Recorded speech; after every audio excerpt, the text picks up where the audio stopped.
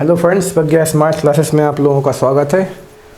आज हम लोग अपनी कंपटीशन साइंस में बॉटनी के तहत पौधे का तीसरा अंग पढ़ेंगे जिसका नाम होता है पत्ती।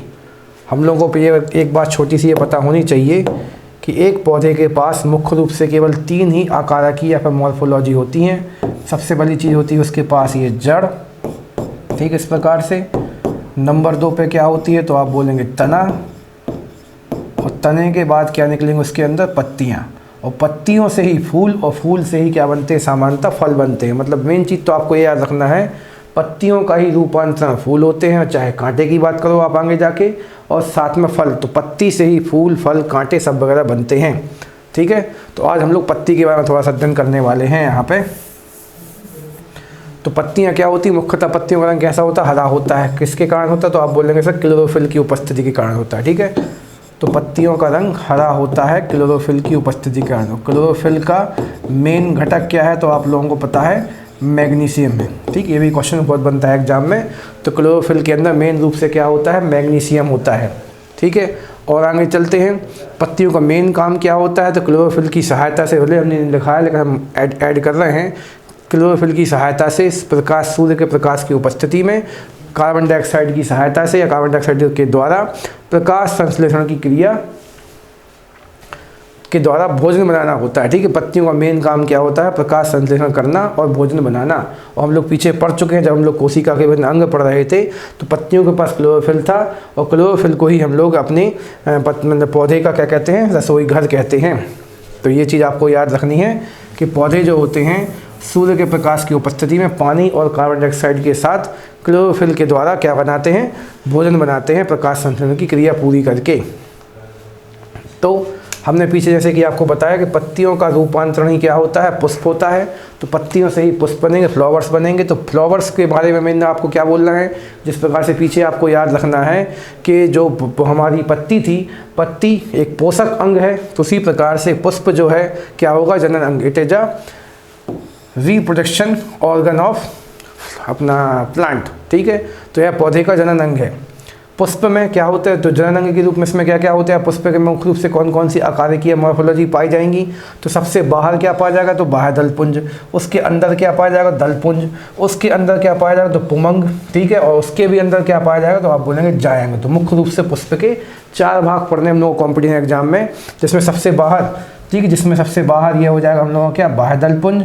उसके अंदर वाला भाग ये हो जाएगा तो अपना केवल दलपुंज, और उसके अंदर ये आ जाएंगे हम लोग के क्या पूरे तो अपने पुमंग भाग, और उसके अंदर भी क्या होंगे तो आप बोलेंगे जायांग भाग। ठीक है, तो बाह्य दलपुंज तो केवल कुछ नहीं करता है, बाह्य दलपुंज का मेन काम होता है ये पौधे यानी पुष्प की सुरक्षा करना, उसको आधार प्रदान करना। ठीक है, और दलपुंज का काम होता है अंदर से आपके पुष्प को इकट्ठा करके बना के रखना। और पुमंग के बारे में मेन क्वेश्चन बनते हैं परीक्षा में, तो पुमंग की चर्चा कर लें आप लोग। तो पुमंग जो है हमारे फूल का नर जननांग है, मतलब मेल रिप्रोडक्शन ऑर्गन है। और जायंग की बात करेंगे तो फीमेल प्रकार का है। तो सामान्यतः फूलों में नर और मादा प्रकार के अंग जो है एक ही साथ होते हैं, मतलब एक ही जगह पे होते हैं, एक साथ तो नहीं बोलना चाहिए था, मतलब एक ही पुष्प के अंदर होते हैं सामान्यतः। ठीक है, तो पुमंग को बोलते हैं आप नर प्रकार का, और जायंग को बोलते हैं आप मादा प्रकार का जननांग। तो इसको आप लोग याद रख सकते हैं, कुछ खास कठिन नहीं है, इसलिए हम आगे बढ़ना जारी रखते हैं। तो पुमंग के बारे में हल्की सी चर्चा कर लें यदि हम लोग, तो पुमंग में एक या एक से अधिक क्या होते हैं, पुंकेसर्स या फिर स्टेमेंस होते हैं। तो इसको आपको याद रखना है। तो पुमंग बहुत सारे पुंकेसर से मिलके बनेगा, और पुंकेसर भी किससे मिलके बनेंगे तो परागकण से बनेंगे। ठीक है, परागकण को यहाँ पे हम लोग कहने को अपने पुमंग वाले भाग का मेन बीजाणु मान सकते हैं। तो परागकण ही जाके आगे जाके जायंग के बीजांड या अंडाशय में जाके क्रिया करके जायगोट या भ्रूण का निर्माण करेंगे। अब बात होती है किसकी, जायंग की, अपने स्त्री भाग की, इसके पुष्प के। तो जायंग इसमें क्या होते अंडप, तो वहाँ पे क्या थे पुंकेसर, तो पुंकेसर की जगह पे यहाँ पे क्या पाए जाएंगे, अंडप पाए जाएंगे। अंडप के भी कितने भाग होंगे यहाँ पे तो 3 भाग होंगे, एक तो होगा अंडाशय, एक होगा वर्तिका और एक होगा वर्तिकाग्र। ठीक है, तो जो अंडाशय होगा एकदम अंदर की ओर होगा, वर्तिका होगा तो जो जैसे हम लोग बात करें कि मान लीजिए हमारा क्या है जायांग है तो इसके अंदर की ओर पाया जाएगा अंडाशय, ठीक। इसका ये पूरा भाग होगा तो वर्तिका, और वर्तिका का जो सब आपका अग्र मतलब होता है आगे का भाग, तो वर्तिका का तो आपकी वर्तिका का मतलब उस पूरे जायांग का सबसे ऊपरी भाग, तो उसको हम लोग क्या कहें वर्तिका का अग्र भाग मतलब स्टिग्मा, ठीक। तो ये थोड़ा सा ज़्यादा आता है एग्जाम में, तो आपके जायांग का सबसे ऊपरी भाग का नाम क्या होता है वर्तिकाग्र होता है। तो ये हमें थोड़ा सा याद रखना है। चित्र बना के भी हमने कोशिश की, सबसे अंदर अंडाशय, तो ये पूरे इसकी जो तना टाइप के अंदर ये पूरी इसकी डंठल टाइप की वो हो जाएगी वर्तिका स्टाइल, और सबसे ऊपर क्या पाया जाएगा वर्तिकाग्र। तो वर्तिकाग्र की सहायता से ही जो हमारे परागकण हैं जायांग के अंदर प्रवेश करेंगी। तो टॉपिक काफ़ी ईजी और इंटरेस्टिंग है, ठीक। तो इसको आप आसानी से समझ सकते हैं, याद भी रख सकते हैं। चित्र भी आपको काफ़ी सुंदर बना के दिया गया है इस बार, तो इसमें को भी आप थोड़ा सा चाहें तो ध्यान से देख के रिवाइज कर सकते हैं। तो हम आगे बढ़ना लेकिन तब भी जारी रखते हैं। तो परागण की क्रिया क्या होती है, पॉलिनेशन क्या होता है, तो सबको पता है भैया कि जब परागण जो परागकण थे एक फूल से दूसरे फूल या फिर अपने ही फूल में यहाँ वहाँ होते हैं, मतलब सीधी बात है, हम जो पुष्प जो कहने को पौधा है या पादप है नए पुष्प या नए वृक्ष की उत्पत्ति के लिए बीजाणुओं की उत्पत्ति करना चाहता है तो अपने परागणों को वो यहाँ से वहाँ पहुँचाएगा। तो इस क्रिया को हम लोग क्या कहेंगे परागण, जो स्वतः भी हो सकती है, हवा के माध्यम से भी हो सकती है, या फिर इस प्रकार के बाह्य जीवों के द्वारा, मतलब भौरे, तितली और क्या बोलते हैं मधुमक्खी जैसी चीज़ों के द्वारा भी हो सकती है। तो परागकोश परागण की क्रिया जो है आपको शाब्दिक अर्थों में हम लोग समझाने की कोशिश कर लेते हैं। तो परागकोश या एंथर से निकलकर अंडक के वर्तिकाग्र पर परागकणों के पहुंचने की क्रिया को ही आप क्या कहेंगे परागण कहेंगे। तो सीधी बात है, बस जो परागकण जो नर भाग से निकले थे उनके स्त्री भाग या जायांग के वर्तिकाग्र तक पहुँचने की क्रिया को ही आप क्या कहते हैं परागण या पॉलिनेशन कहते हैं। तो ये परागण जो है इसके होने के आधार पर कुछ प्रकारों में होता है, तो उसमें 2-3 प्रकार आप लोगों को याद रखना है। तो मुख्य रूप से आता है स्वपरागण। तो स्वपरागण में एक पौधा जो है अपने ही पुष्प के अन्य पुष्प से या फिर अपने ही पुष्प के साथ क्या करेगा, अपने ही पुष्प मतलब अपने ही पुष्प के, मान लीजिए केवल एक ही पुष्प है, इस प्रकार से इस एक ही पुष्प का ये पुमंग भाग है और ये जायांग भाग है, तो इस पुमंग भाग से परागण निकल के जायांग के वर्तिकाग्र पर पहुँच गए, ठीक है, तो भी वो स्वपरागण है, ठीक है, स्वपरागण है। या फिर यदि एक ही हमारे पास ये एक ही पौधा था, उस एक ही पौधे पे 2 पुष्प लगे हुए थे, ठीक है, तो इस वाले पुमंग का भाग निकल के इस वाले जायांग पे आ जाएगा, तो उसको भी क्या कहेंगे, मतलब सीधी बात है, बस आपको स्वयं के पौधे पर ही रहना है तो बोलेंगे स्वपरागण। यदि आप अन्य प्रकार के पौधे या फिर अन्य पौधे से जाके दूसरे किसी पौधे से जाके परागण की क्रिया कराएंगे उसको बोलते हैं पर परागण या फिर क्रॉस पॉलिनेशन। एक शब्द बस थोड़ा सा इसके लिए हम भूल रहे हैं कि जब परागण स्वयं खुद के ही फूल पर होता है तो उसके लिए स्वपरागण के अंतर्गत ही एक शब्द और होता है, तो भी दिमाग में आ नहीं रहा है, तो आप लोग यदि जानते हैं तो इसके लिए कमेंट कीजिएगा। बाकी ये पूरा हमने सही बताया एकदम, उसके चाहे एक ही पुष्प स्वयं पर या एक ही पौधे के अलग अलग पुष्पों पर जब परागण होता है तो उसको स्वपरागण, लेकिन अलग अलग पौधे के पुष्पों के साथ जब परागण की क्रिया होती है उसको आप पर परागण कहेंगे। इसका एक शब्द हम भूल रहे हैं तो आप लोग हमें कमेंट बॉक्स में कमेंट करके बताना है, या फिर मान लीजिए आप लोगों के लिए होमवर्क है कि जब परागण की क्रिया एक पुष्प के अंदर ही होती है, मतलब उसी के जायांग और पुमंग के बीच होती है, उसके लिए स्वपरागण के अंतर्गत किस वर्ड का यूज करते हैं। तो काफ़ी इजी और इंटरेस्टिंग टॉपिक है और अच्छी बात है कि इम्पोर्टेंट भी है।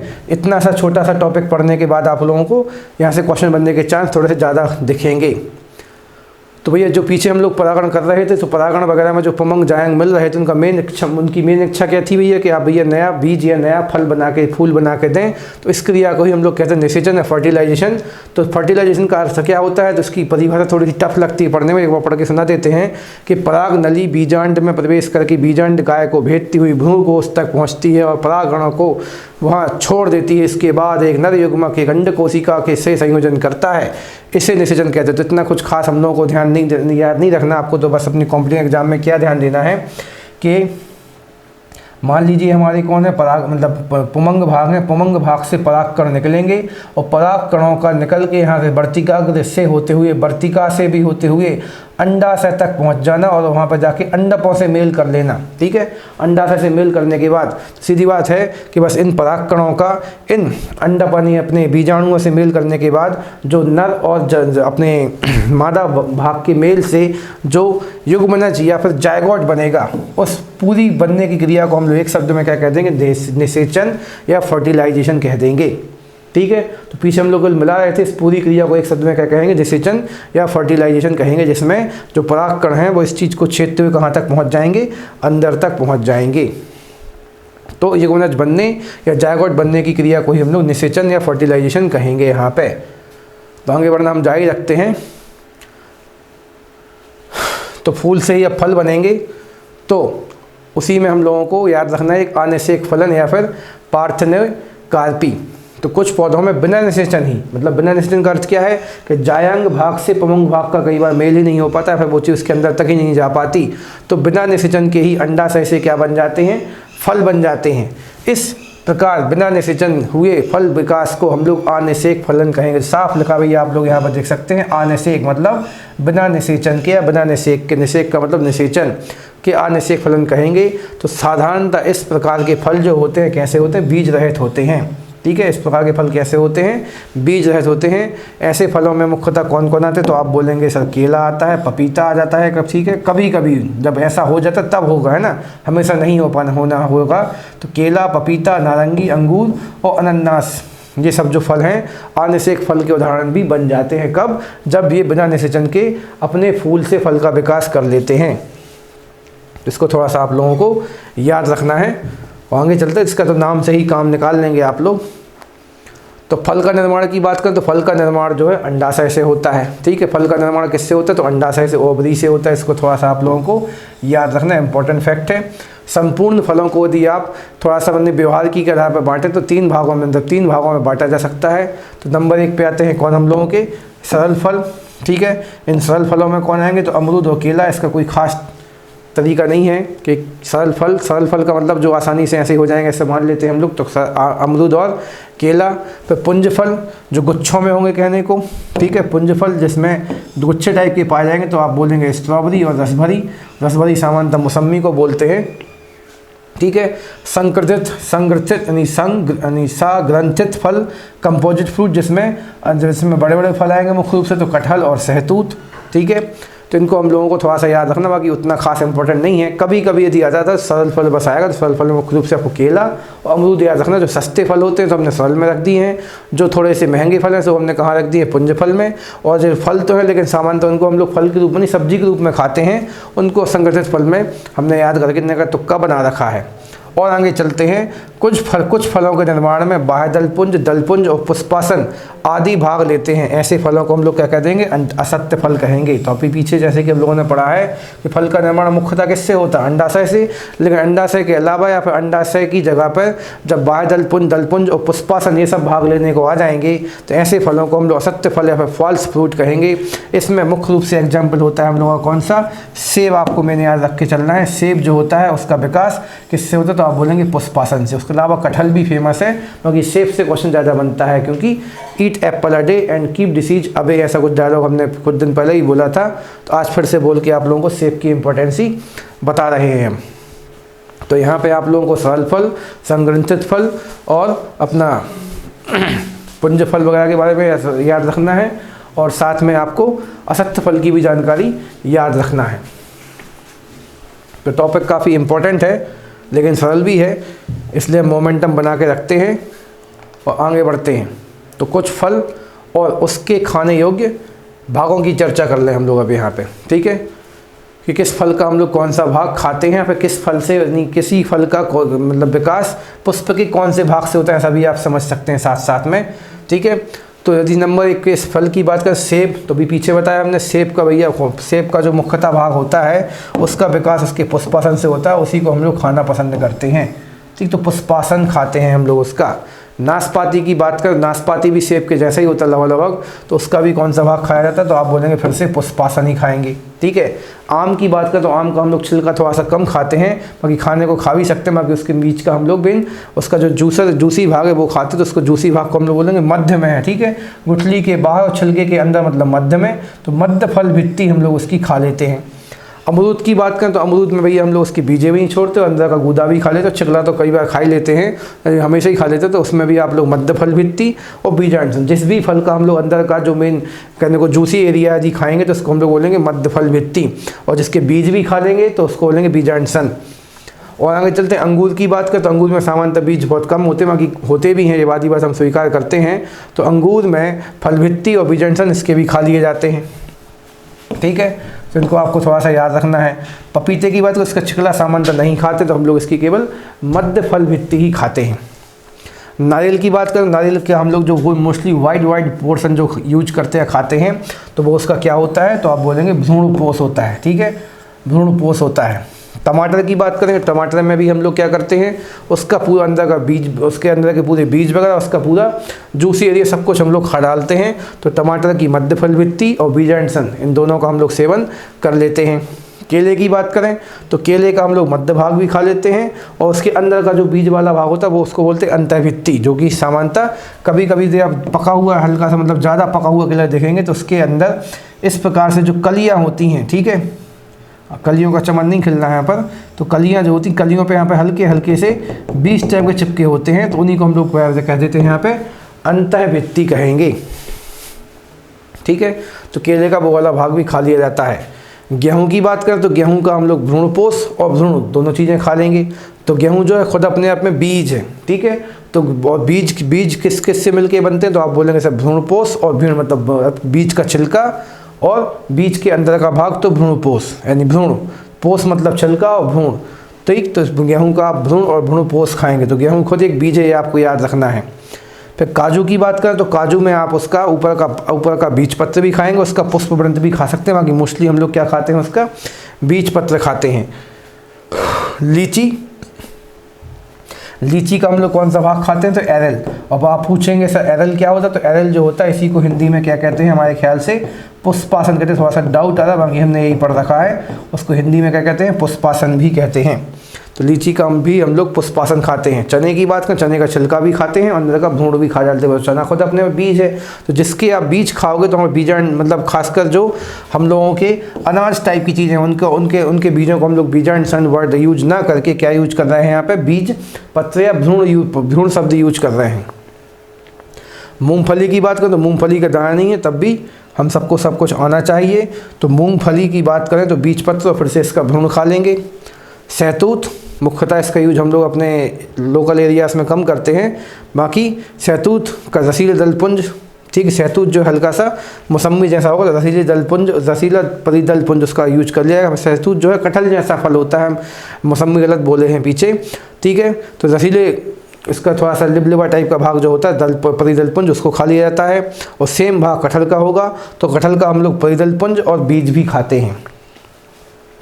नारंगी जिसको आप मौसमी और संतरा के नाम से भी बोलते यहाँ पर बुला सकते हैं, तो हमने नींबू, नारंगी और संतरा तीनों को एक माना है यहाँ पे, तो उसके अंदर हम लोग देखते हैं छोटे छोटे से उसके अंदर जो जूसी हेयर निकलते हैं उनका यूज किया जाता है, ठीक है। तो यहाँ पर थोड़ी सी कहानी सुनाते थे, आप लोग अपने मन से आंसर लगाना चाहते हैं केवल सोच समझ के, तो जिस भाग का आप छिलका खाते हैं, छिलके को हम लोग कहते हैं भित्ति, लेकिन छिलका सामान्यतः खाते नहीं है, तो जब भी आप अंदर का भाग खाएंगे इसको बोलेंगे मध्य फल भित्ति। जैसे हमने शुरुआत कहाँ से की थी, सेब से, तो सेब की थोड़ी सी वही पीछे हमने बताया, सेब जो था असत्य फल था, उसका विकास बीजांडसन से ना होकर बाह्य दलपुंज से होगा, तो मतलब वो फूल के ऊपर से निकल के आ गया था, तो वो पुष्प के आसन पर बैठा रहता, तो उसको ही हम लोग पूरा खा डालते हैं। सेब तो पूरा खा लेते हैं, सेब के जैसा ही देखने में होता है नाशपाती, तो उसको भी पूरा खा लेते हैं हम लोग।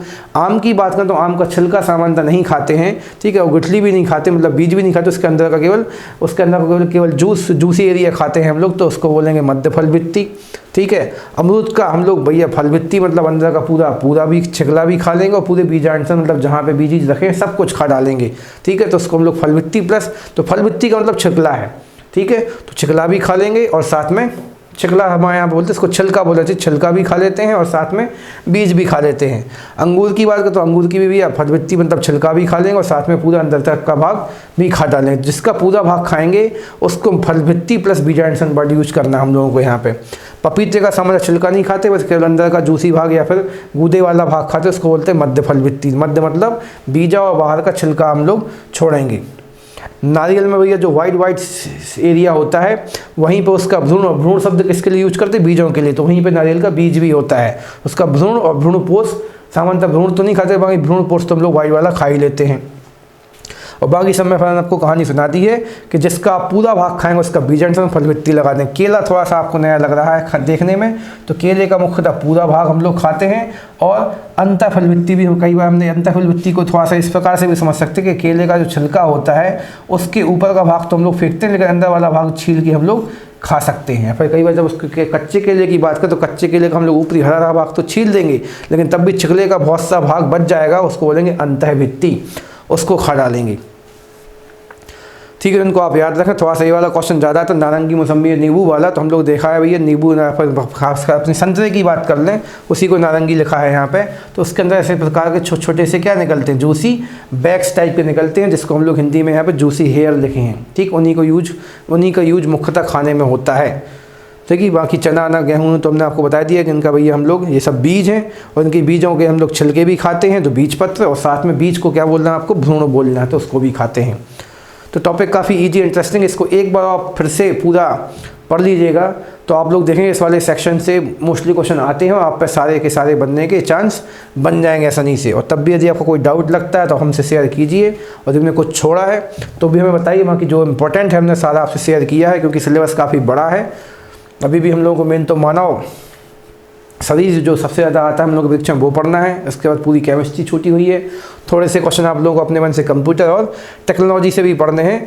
तो हमने आपसे केवल इंपॉर्टेंट डेटा शेयर किया, तो इसको आप लोग अच्छे से रिवाइज करते जाइए, और तब भी यदि कुछ समझ में नहीं आता तो हमने बोला है आपसे, आप कमेंट बॉक्स में या फिर हम लोगों के ऐप पे दिए गए नंबर से हम लोगों से संपर्क कर सकते हैं। तो आज के लिए फ़िलहाल फिर से धन्यवाद, नमस्कार एंड बेस्ट ऑफ लक।